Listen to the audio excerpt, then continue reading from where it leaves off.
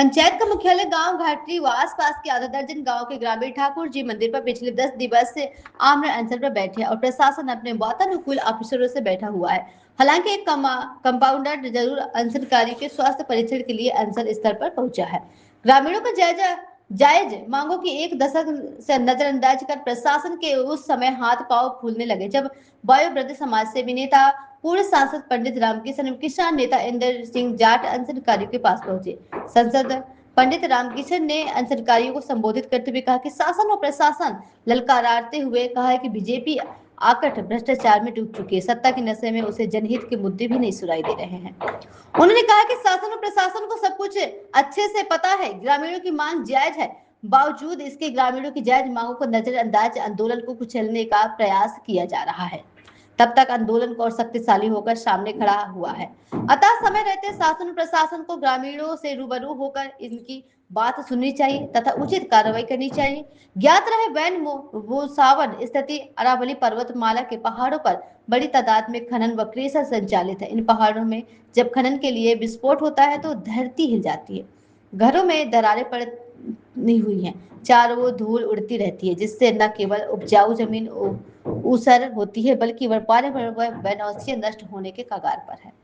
साथ ही पत्थर की हवा के साथ उड़ने वाली धूल से ग्रामीणों सिलिकोनिया जैसी जानलेवा बीमारियों की इस चपेट में आने से लगातार कॉल सब कमी हो जाते। ताज्जुब है कि हैरत की बात यह है कि ग्रामीण 2015 से 16 से लगातार अपनी जमीन, मवेशी व अपने स्वास्थ्य, अपने पर्यावरण को बचाने के लिए संघर्ष है। 2015-16 में जिला कलेक्टर द्वारा गठित कमेटी की जांच रिपोर्ट भी ग्रामीणों के पक्ष में है।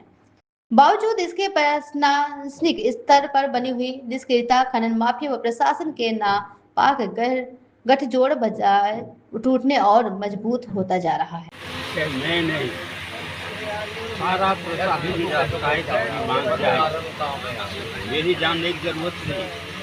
कोर्ट ने फैसला दे रखा है, काम को अवैध बनाया है, तो मेरी जानकारी की जरूरत थी।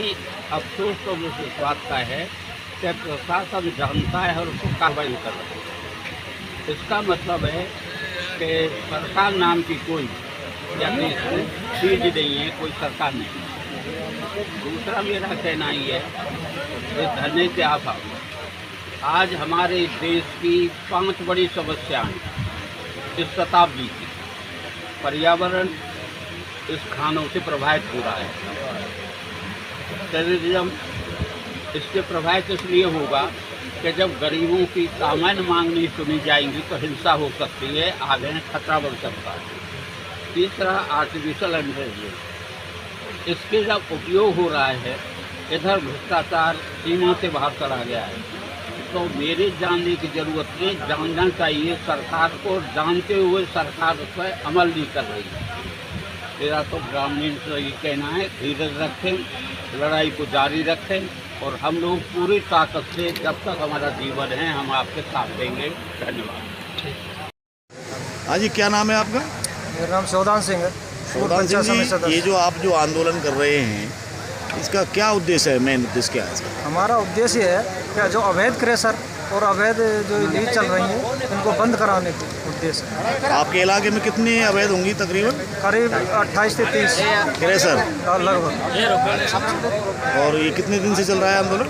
है जी, कितने दिन से चल रहा है आपका आंदोलन? ये हमारे करीब 10 दिन करीब कोई 5 दिन भूखड़ता। कोई किसी प्रशासनिक अधिकारी ने संपर्क किया आपसे? नहीं, तहसीलदार जी आए 1-2 दिन। क्या बोला उन्होंने? आया कुछ नहीं बोला, आके बैठ गया, हमने अपने ज्ञापन दे दिया, बोले चले। ठीक।